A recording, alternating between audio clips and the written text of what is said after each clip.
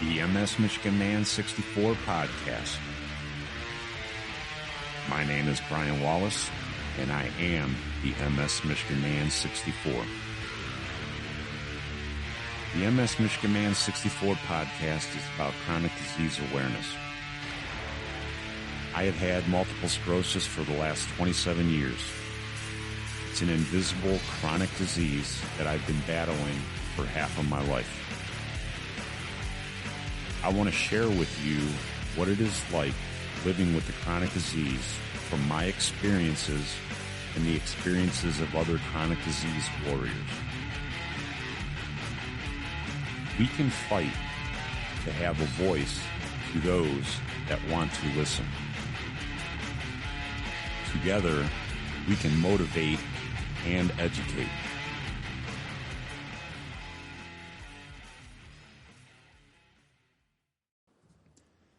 Hi, and welcome to the MS Michigan Man 64 podcast.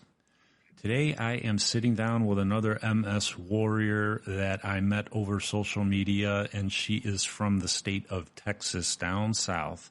I am speaking to Whitney. How are you doing today, Whitney?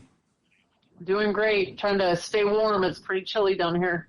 Yeah. Pretty chilly. Yeah, I've seen on the news you guys are getting hammered with snow in January down in Texas. That's crazy.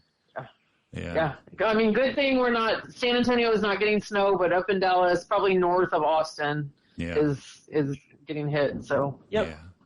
So Whitney, you were diagnosed with multiple sclerosis. And by the way, I also want to add that you are a school teacher that was diagnosed with multiple sclerosis. But can you take us through the time period of your life, how it happened, your symptoms that you were experiencing, and how you ended up getting diagnosed with MS? Oh, absolutely. So I was a teacher, and then I became a personal trainer in 2019. I started getting some symptoms. My first real symptom was my eye. I know a lot of people have issues with their eyes, but it was my left eye, and it was kind of painful. And I had gone to the eye doctor. I was like, hey, can you check me out? Think something's going on. And when they looked at me, and he's like, nothing's going on with your eye. And I had asked him, I had been looking up things because I was getting this light sensitivity and a lot of pain with movement in that eye. And I'm Googling stuff, and optical neuritis kept coming up. So I had asked that eye doctor, I was like, hey, can you check me for optical neuritis? And he just laughed at me, and he's like, you don't have optical neuritis. I'm like, okay. So just kind of went on my way. Wait. So I got to back up here. So you were actually asking the doctor what to check you for. You did your own research, and you asked the doctor what to check you for, and he kind of laughed that off. Absolutely. He sure did. That's crazy. He sure did. That's crazy. Yeah. Didn't refer me out to anybody. He was like, your eyes are fine. I don't know what to tell you. Wow. So, yeah, he kind of laughed at me. Wow. And about 10 years prior to that, I had a similar issue, and I had gone to the eye doctor. Now, he didn't laugh at me. I didn't look up anything on Google or anything, but I had a similar eye issue about 10 years prior. So this was the same thing, just sensitive to light. Prior, when I was in the classroom, the fluorescent lighting would bother it. I had to cover up the lights in my classroom, and then the sunlight. Mm-hmm. So just lots of pain. That was at the end of 2021 when all this started happening with my eye. Mm-hmm. And like I said, I had left teaching to become a personal trainer. In January 1 of that next year, so of 22, I had went and worked out, and I came home, took a shower, got out of the shower, and half my body went numb. Wow. So that's kind of crazy. If ever out of the blue, body goes numb, and you have no idea what it is. Yeah. How did you react to that? I mean, did it last like for an hour, or was it something that lasted for days, or? It never went away. Until I was diagnosed. So, I mean, it just kind of stayed there. It was the left side of my body. If you cut your body right in half, it went from like right where my like diaphragm is all the way around the left side to the middle of my back. So it was just kind of that middle section. I kept touching it. I remember touching it. I'm like, there's no pain. It's so weird because there's no pain. Mm-hmm. There was no like injury. I went and worked out like I always do. Mm-hmm. And it was just numb. All of a sudden I dried off with a towel and just numb. Yeah. It's almost kind of like you pinched a nerve type feeling, maybe. Yeah. I mean, that's like the only thing I can compare it to from before I had MS that would be a comparison that somebody would be able to understand. But I think it's a little bit different than that. I think it's a little bit more intense. It can be more intense, usually when you have a pinched nerve or something, there's a lot of pain. Yeah. And I had zero pain, and I was numb on that just left side. Yeah.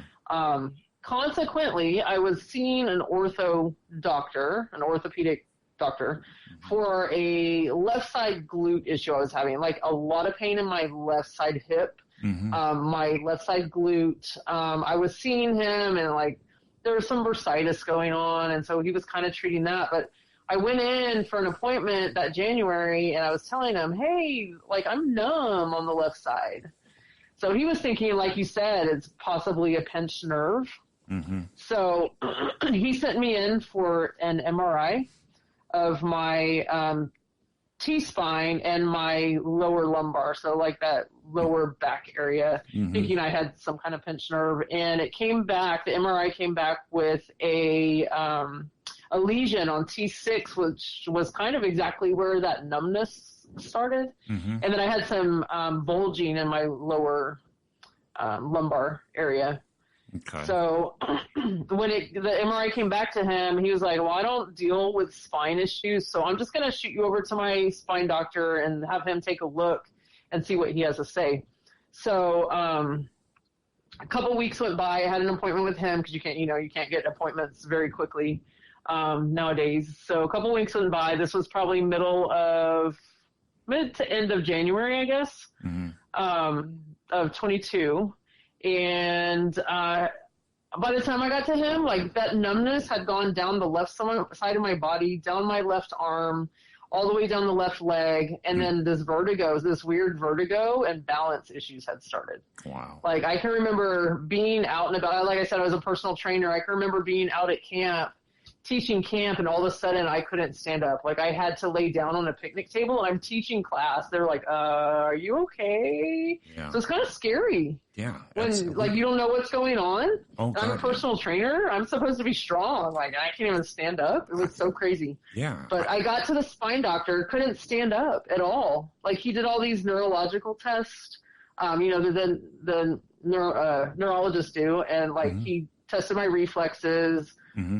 Had me try and walk a straight line, which I couldn't even stand. My husband carried me in. Yeah. Like touch your nose or touch your finger to your nose, and I couldn't even touch my finger. Like I could not get my finger to my nose. Yeah. So it was his thought, because I couldn't stand and because I had all this other neurological stuff going on, that I might have had cancer or something going on in my brain. So that's pretty scary. Yeah. Yeah. And I was kind of shocked that he even mentioned that, it's probably cancer. Yeah. Okay. Yeah. I couldn't even imagine hearing that. Okay. Well, I couldn't even imagine what you felt like hearing that. I think I just cried. All I did was cry, That's all you can really do, because you have so much going on in your mind. I'm like, I am a personal trainer. This shouldn't be happening. No. Yeah. Yeah. And so that was my birthday, actually. It was my birthday. I went in to that appointment. It was my birthday. He's like, I need you. He was talking to my husband. I can remember this. He's like, take her to the MRI place. And he called and made an appointment for me right then and there. He's like, do not go home. You go straight to that MRI, have an MRI. He ordered a brain, cervical, and T-spine MRI. With and without contrast. And he said, as soon as you get that done, I'll call you the next day. And he called me. And he's like, hey, Whitney, good news and bad news. Good news, there's no cancer. Bad news, you have MS or multiple sclerosis. Do you have any questions? And that's pretty much what he said. It was that short. Oh, yeah, good news, you don't have cancer. Bad news, you have MS. Do you have any? Wow. Yeah. Wow. Yeah, and this is a spine doctor. So, yeah. So, that's kind of weird getting diagnosed by a spine doctor, but what really happened was the radiologist or the guy that read the report, I guess, the radiologist, I don't know. Mm-hmm.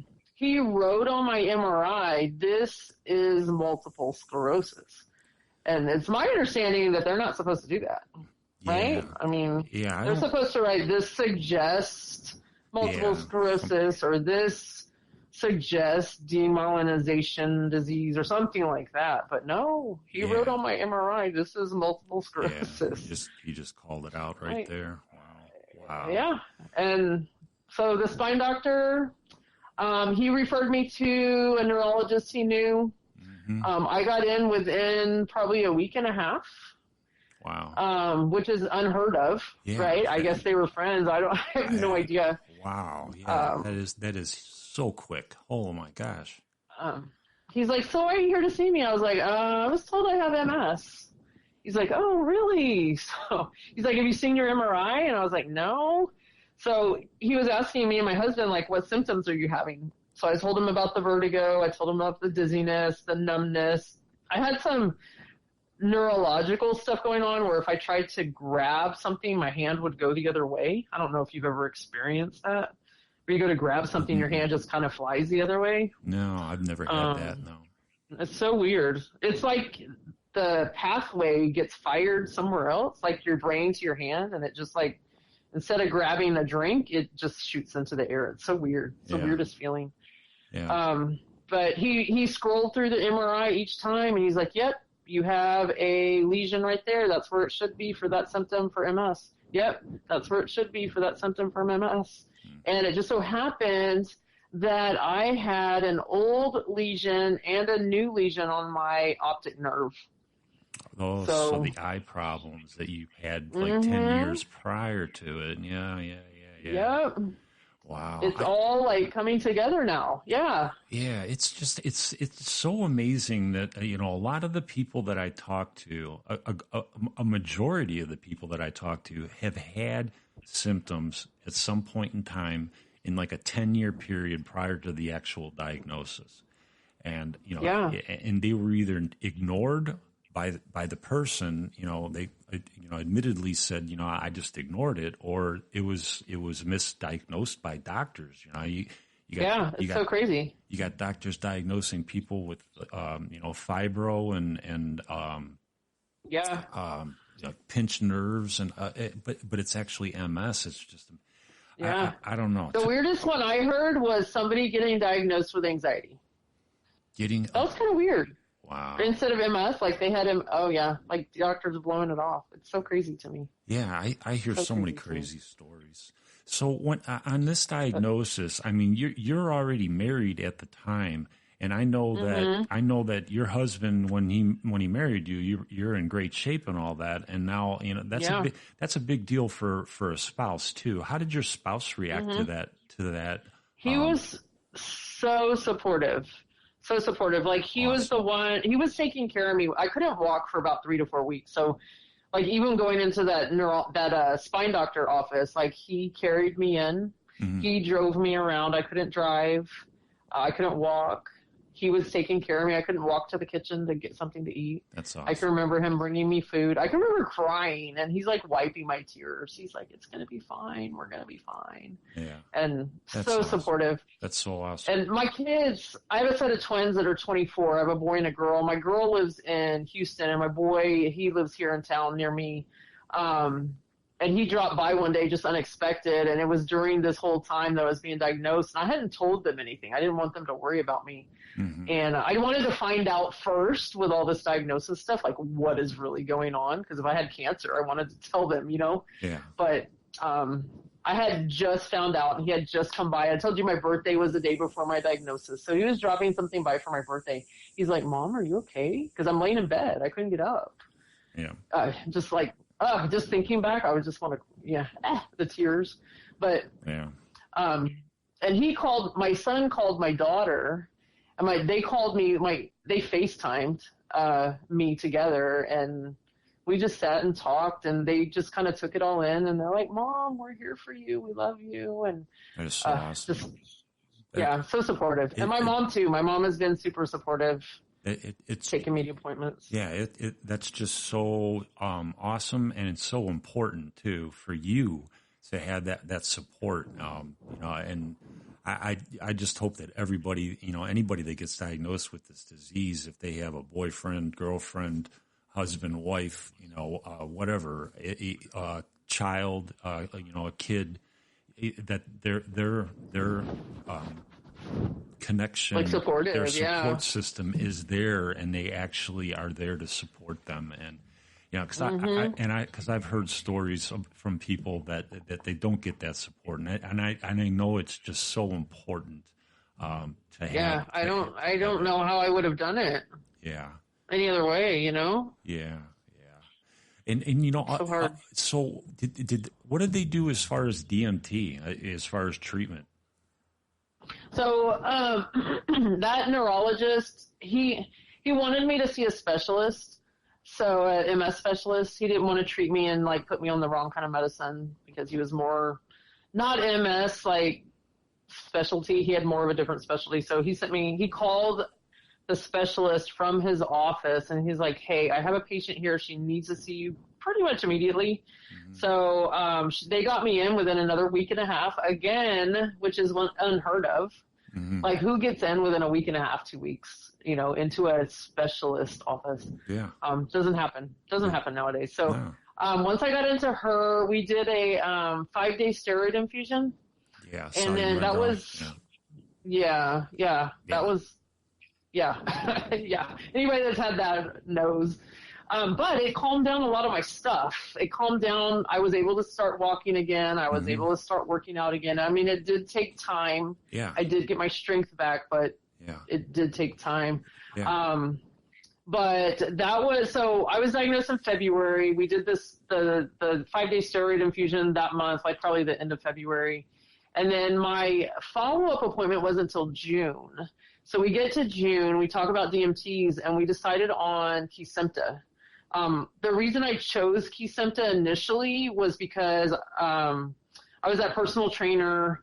When I took time off, I would have had to get subs for my classes and stuff, and I would have to pay them out of pocket. So I didn't want to take the time off for like an infusion, a 6, 7, 8 hour infusion. Mm-hmm. And then I didn't want pills because I already had trouble keeping up with my blood pressure pills or whatever, and I'll miss a day here and there, and I didn't want to miss a day for MS medication. So I went ahead and decided on Kesimpta. It was pretty simple, just like once a month. The pharmacy, the specialty pharmacy ships it to you, and you don't have to even like leave the house to get the medicine. So that was June, but she wanted me to do a study or a trial, a study. So we agreed. We went ahead and got me signed up for the study, but she didn't tell me before I left the office the study didn't start till October. So this was June. I had no medicine through October. Oh. Yeah.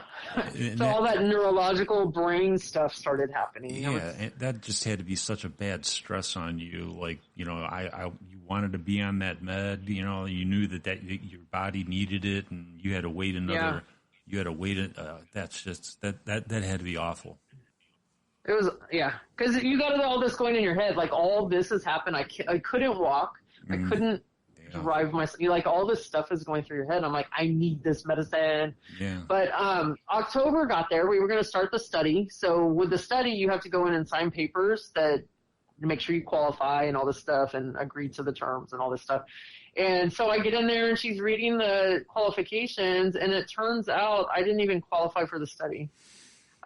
They needed somebody that was between 18 and 35 years old. And I stopped her right there. I'm like, do you know I'm in my 40s? And she's like, no, I didn't know. I'm like, really? Oh my God. I should have already started on this medicine. So yeah. Wow. My God. So much time wasted there. And it's so much time. And then that starts playing with your head because you're like, I should have been on medicine already. Yeah. So like when I left the office, I didn't know what I was doing. Like I didn't have any medicine. Yeah. So of course I'm calling up there like, what do we do now? I didn't qualify. What do we do now? Nobody would call me back. Nobody would email me back. I didn't hear from anybody. So of course I'm an advocate for myself because I need to be. Yeah. And I walked my little butt into the office and I'm like, what's going on? And, they went ahead and gave me paperwork to do, to take some blood and to make sure everything was okay, to sign the paperwork for Kesimpta. And once we got all that rolling, once I marched my little hiney into their office and got things going on my own, then things started rolling. So the end of October of that year, I started on Kesimpta through my insurance since I didn't qualify for the study. Yeah. So October of 22, I started on Kesimpta. And then going into 23, right? 23. Yes, 23. I started having some neurological stuff. Like the lights were still bothering me. The fluorescent lighting was still bothering me. Like I could not go into a restaurant and sit down and eat if they had that fluorescent lighting. Yeah, you're having. I could not go into the grocery store. Yeah. Yeah, you're having sensory issues with your eyes. Yeah, with my eyes, and then the brain stuff. So I know a lot of people talk about brain fog. Mine was more, I call it like brain fatigue. My brain would just stop. It would get tired, or I would be thinking, and it's almost like that pathway that it uses to think just like hit a dead end. Yeah. I don't know if you've ever experienced that. Yeah. If I'm staring at a computer for a really long time, like when I was able to work, I was in front of a computer all day. And by the 7th or 8th hour, I mean, my eyes would be shutting down. My brain would be shutting down. Yeah. I totally. But mine was happening after like an hour or two. Oh, wow. Like it was pretty quick. At that time, like I said, I was a personal trainer at that time. And I was also writing nutrition plans for my clients. And there's like a computer program that you use. So you have to calculate calories and all this stuff. And I would make mistakes and not even realize it. And then my client would call me and she's like, hey, do you know why you did this? Like, or why is this on there? And shouldn't it be this? I'm like, oh my gosh, I can't believe I made that mistake. Yeah. It's kind of embarrassing. Like you're supposed to be a professional and you're making these like crazy mistakes. But, and you don't know why you're doing it. Yeah. So because of that issue I had with the study with that first neurologist, I actually got a new neurologist, and I had brought up all these symptoms I was having to my new neurologist. This was about May when I saw her finally. She told me she thought that I should get another MRI. Let's see what's going on, and let's see if there's any activity. And sure enough, after about 7 months on Kesimpta, I still had several active lesions. Okay. So she was adamant about me switching. She's like, I don't want to wait anymore. Like, there's damage there. Let's not wait anymore. Let's get into something else. So she was going to do Tysabri, which is an infusion. Yeah. But then she did the blood work, and I was JCV positive. Okay. So with Tysabri, with the JCV, you have to worry about the PML. Yep. Yeah, I was on. Right. I was on Tysabri. Yeah, you can't have that. Yeah. I've heard it's a really good medication, but not if you have JCV. I did. Positive, right? I was on it. I was on it for about 2-3 years. I did okay on it. I didn't like the way it made me feel for some reason. I don't know if that was a side effect or whatever. And I finally went to my doctor and said, you know what, I want to switch. And that's why I ended up getting put on Gilenya, the oral, after that. And I really like Gilenya a lot. Oh, okay. Yeah. I've heard of that one. It's pills, right? Is that what you said? Yeah, it's an oral, once a day oral. Yeah. Oh, okay. Yeah. All right. Yeah, so I ended up not doing Tysabri because of the JCV. And Briumvi had come out recently in 23. Yeah. Right? 23? Yeah. The dates are all running together. But that sounds about right. It sounds about right. So I guess the beginning of 23, FDA had approved Briumvi. So Briumvi is a 1-hour infusion after the first infusion. So she had several patients that were on Briumvi, and one of them was doing really, really, really well, especially her. Like she had a really bad relapse, and Briumvi just kind of pulled her out of it and set her straight again. So she was telling me she's got a couple patients on it. It had just come out, like I said. And so I was like, yeah, let's do it. I was kind of scared because it was new, only a couple, 5 or 6 months in. But we pushed it through to insurance. It went through within 6 weeks. I also had to have a washout period of 6 weeks from the Kesimpta from my last shot. So everything just kind of worked out perfectly right at the 6 month mark or 6 week mark. Wow. I shot my neurologist an email, said, hey, have you heard from insurance? And they were like, you're approved. Let's do it. So that's awesome. Middle of June that year of 22, I had my first infusion, my first Briumvi infusion, and then 2 weeks, it's a half dose. Yeah, the first it takes about 4 hours. Yeah, it takes about 4 hours to push it through. They do the pre-meds on you, and then the steroid, like a steroid push, and then it takes about 4 hours to do your first dose, and then you have like a 1 hour waiting observation, I guess. Now, I did really good on that one. Are there any any kind of after infusion side effects that they're looking for? I've had several during the infusion, but I didn't have any on the first infusion. My second infusion was the second infusion is an hour long and it's a full dose. So what happened there was I had started my throat just started feeling kind of thicker. I guess it's a histamine response your body produces sometimes. And so when they did that, they stopped the drip of the Briumvi, and then they did a Benadryl, oral Benadryl, or I can't even think. Infusion Benadryl. So they pushed it through my IV. Yeah. Oh. And it cleared my throat up, and they waited about 30 minutes, and then they started the drip again, and I was out probably in 2.5 hours total. It was super quick. Yeah, that's not bad at all. Yeah. So my next one it's every 6 months after that. So the first one, and then it's 2 weeks later, and then every 6 months after that. So my next one, I had that throat reaction again. So at my 1.5 mark, which was this past December, we changed up my protocol for the infusion. We did, we gave me the IV Benadryl before the infusion. Typically they give you oral Benadryl, but they gave me the IV Benadryl before the infusion. Yeah. And it was perfect. It knocked me out. I was done in an hour. There was no stopping the drip at all. It was the quickest I recovered after an infusion. It was amazing. Wow. And Briumvi has been so good to me. I know this is, just my story, and everybody reacts differently to medications. Yeah. And Briumvi has been so good to me. That's awesome. So good. That's all we can ask for.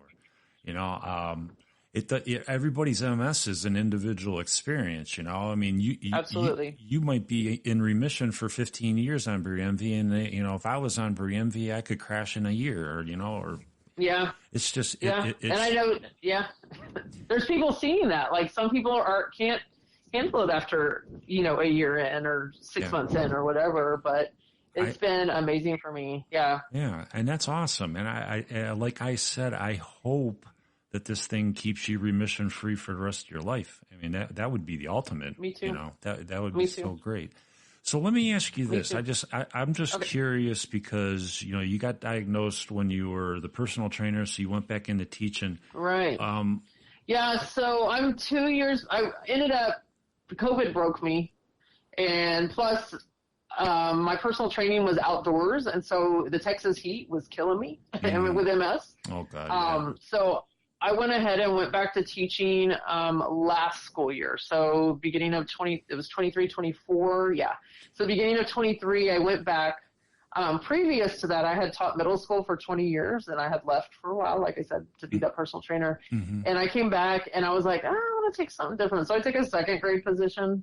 Okay. Awful. It was awful. So, but let me ask you this though, Whitney.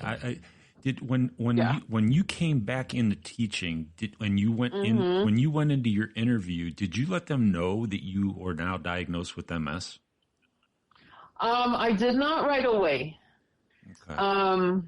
It's a question I get. It's a question I get asked a lot, and I don't know if there's a right or wrong answer. I was already working when I got diagnosed, and I kept my mouth shut just because I didn't want anybody to know. I was still going through those. I was still going through the stages of embarrassing. I just don't want anybody to know about it. But I don't know the right or wrong answer to that. I was just curious as to how you handled that. I didn't right away. And actually, I kind of did right away. I didn't mention it in the interview, but in the interview, I was kind of offered the job. And they couldn't, I wasn't officially offered. They're like, if you want it, it's yours, and then you can accept after the district calls you and offers you. But after that, I was like, well, I just want you to know I have MS, and I'm worried about certain things. Yeah, how'd they react to that? They're like, that's okay. We have, a lot of teachers have different issues here on campus, and we'll work with you, whatever you need. And Awesome. I was like, okay, that's cool. That is cool. That's awesome. I was concerned about like outdoor recess. That was what I was concerned about because we have to be out there. Yeah. Those kids have to be supervised. Yeah. It turns out I didn't have any issues. We had recess in the mornings, so it wasn't exactly too hot. It was humid sometimes, but also I could take water bottle out there with me if I needed it. I know that's not the cure-all for MS, but I kept a refrigerator in my room, so I would have like cold water, and I could pour it on a cooling towel if I needed to. Gotcha. So I kept cooling towels with me. I still do that now if I need it. I keep an ice pack in there in case I need to like put it on my body, just kind of cool myself down. But everything's in the morning now. Like I said, we have recess in the mornings, and I don't go outside. Yeah. Other than that. Now, do you tell your students just to like kind of? I have not. I mean, because I was curious on that too. I mean, it would be kind of sad if you'd have a parent complain about that. I mean, if you're just teaching them about, this is a part of life. This is a chronic disease. Yeah. Well, if you looked at me, you wouldn't even be able to tell. Yeah. So it's not like I'm secretly hiding something, but no. Yeah, I get it. I get it. You couldn't tell you couldn't tell with me for 15 years either. I was out still golfing and everything else. Yeah. I know what you're talking about. But I do. So it's kind of funny you asked that because I do have pictures of me in my first bike MS.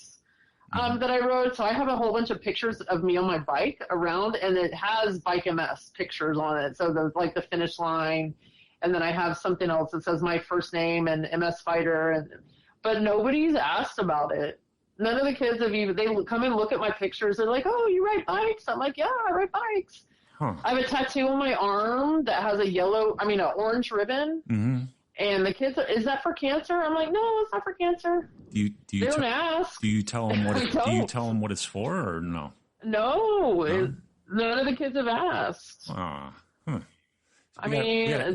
that for cancer? No, it's not for cancer. See, they know. They know there's ribbons for cancer, but they don't know about the MS thing. Yeah. And then I have told several parents. I told several parents last year, the ones that I would talk to almost daily at like parent pickup or whatever. I just kind of mentioned it. Oh yeah, by the way, I have MS, blah, blah, blah. And they're like, oh, okay. I'm like, yeah, you can't even tell. Yeah. So. Yeah. Okay. So now I'm going to dig into, because you kind of gave me a great segue into this next part. You talked about your bikes, your pictures of your bikes. I want to talk, I want to talk to you about your way of kicking MS's ass with exercise and how you got into biking. Absolutely. So like I told you, I was a personal trainer. I was very big at working out, and somebody had mentioned to me that there was this organization that donates bikes to people that have MS. Mm-hmm. And she had MS, and she, Karen had MS, and she was given a trike by this, organization. Mm-hmm. And I actually met her online as well. So Karen had mentioned to me, hey, I know you're a personal trainer. I know you like working out. Why don't you apply for a bike?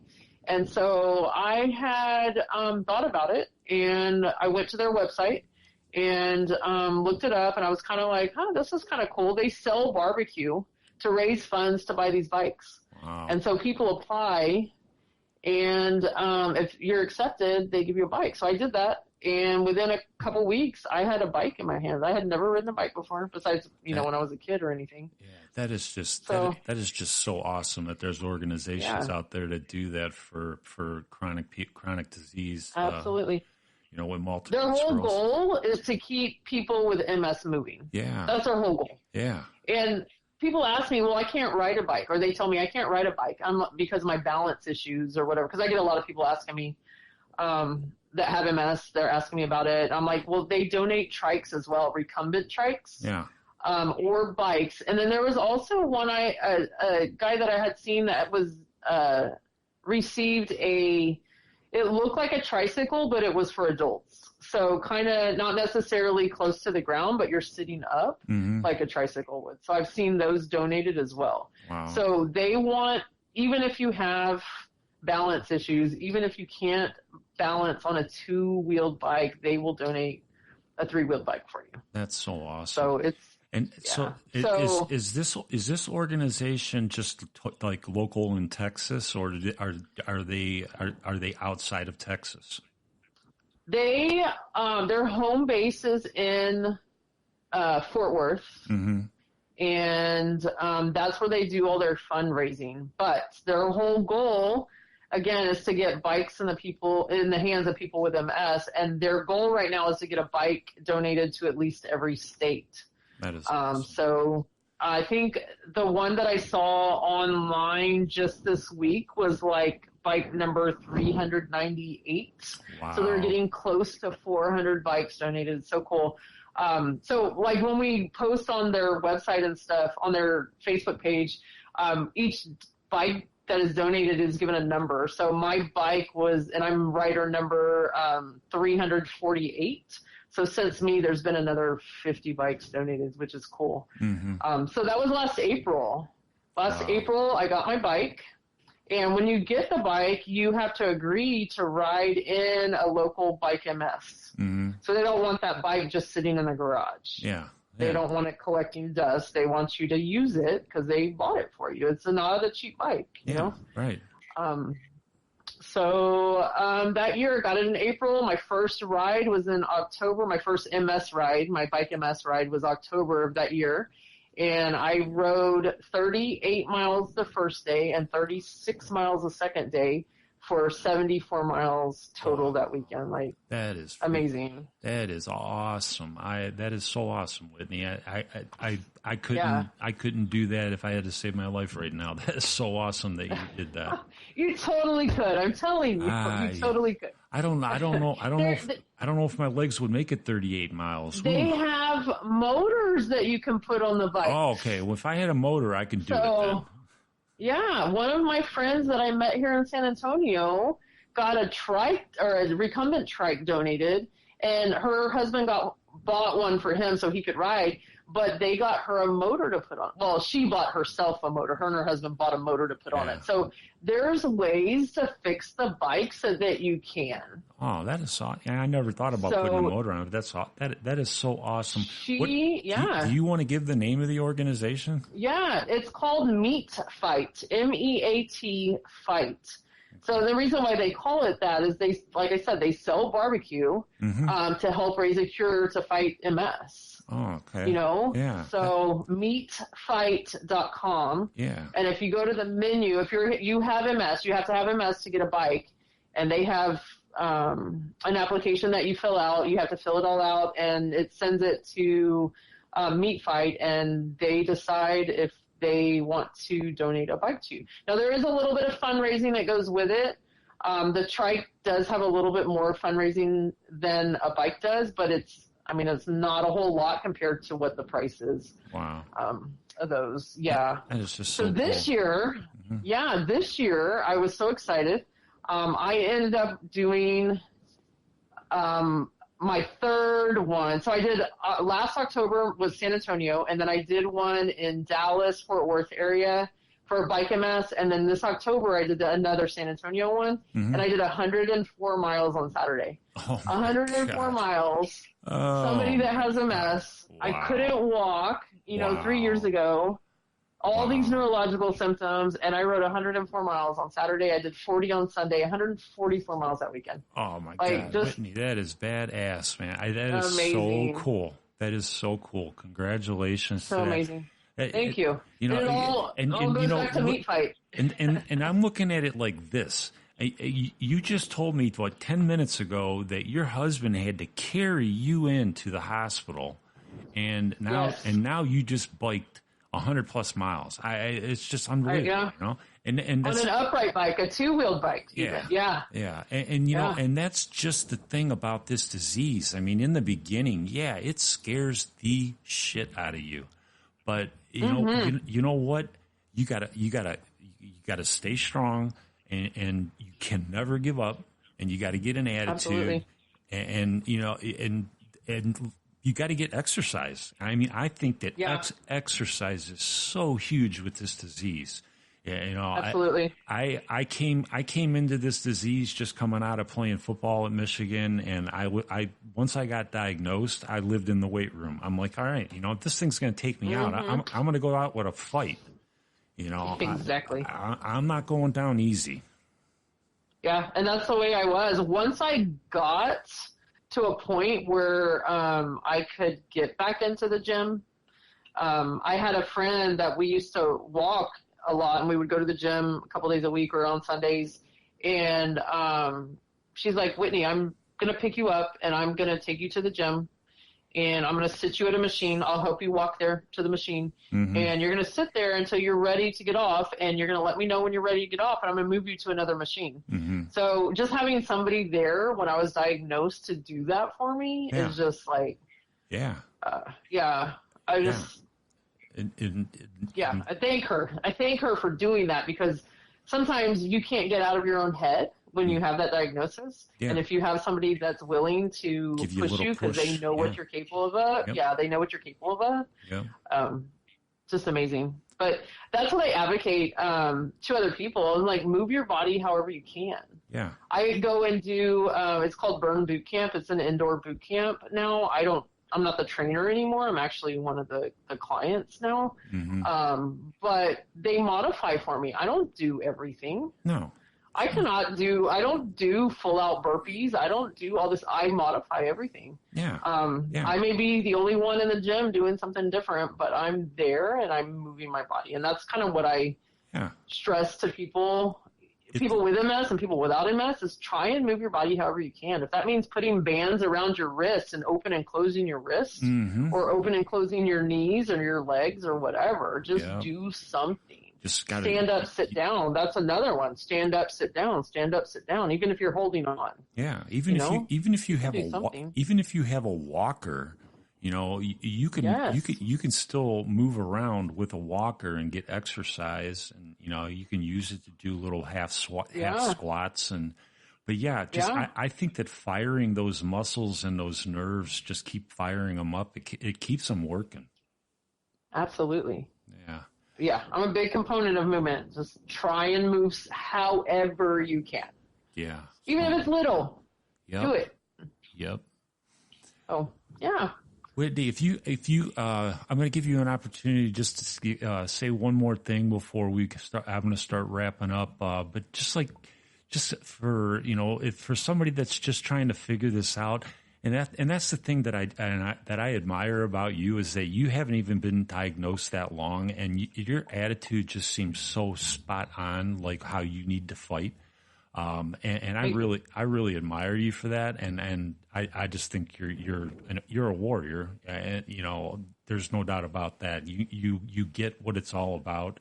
And what would you tell somebody that is just starting this journey out, just getting diagnosed, maybe not even diagnosed yet, and just to keep them, like how to stay positive going through it? the big thing maybe is advocate for yourself, because there's times that, like that first eye doctor that I went to, he's like, nothing's wrong with you. The one that was 10 years ago. Yeah. Nothing's wrong with you. No, something's wrong with me. I'm telling you, something's wrong with me. And then me going to that second eye doctor, the second time it happened, hey, can you look into optical neuritis? You don't have optical neuritis. Well, something's wrong with me. Find out. So advocate for yourself. Even when I was going through that study, that Kesimpta study, and they dropped me. Yeah, and your DMT. Yeah. And they just dropped me. I couldn't get a hold of anybody. They wouldn't make me an appointment, nothing. I walked my little honey into the office. I'm like, hey, what's going on? I need a medicine. Like, advocate for yourself. I think that's the biggest thing. Yeah. And then keep your body moving. Keep your body moving. Because if you don't use it, you're going to lose it. Yep. I agree with you 100% on every single thing you said from beginning to end on that. I concur 100% on it. You're spot on with your attitude. I'm blown away. And because a lot of people, they're not there yet. I mean, it took me a long time. It took me a long time. This disease is a mentally, physically draining disease. Yes. And I can tell you, I wasn't like this overnight. Yeah, nobody cried. is. Yeah. The night that he called me and told me I have good news and bad news, I cried that night. My husband's like, is there anything I can help you? Like, can I do something for you? I'm like, no, I just cried. Yeah. Like, what else can you do? And then you think your life is over. Yeah. Yeah, it's like devastating news. I was a personal trainer. What was I going to do? I couldn't walk. Yeah. But we always you pull yourself out of though. it. You have to. Yeah, we always figure it out. Yeah. Absolutely. All right, this is MS. I'm glad I pulled myself out. So I'm. Oh, heck yeah. Oh, heck yeah. Yeah. Heck yeah. All right, this is MS Michigan Man 64. Don't forget to follow, subscribe to the podcast, and you can leave any comments. If you have any questions for either me or for Whitney, just put them in the comments section, and we'll do our best to answer them. And this is MS Michigan 64. I am out until the next episode. You all have a good day.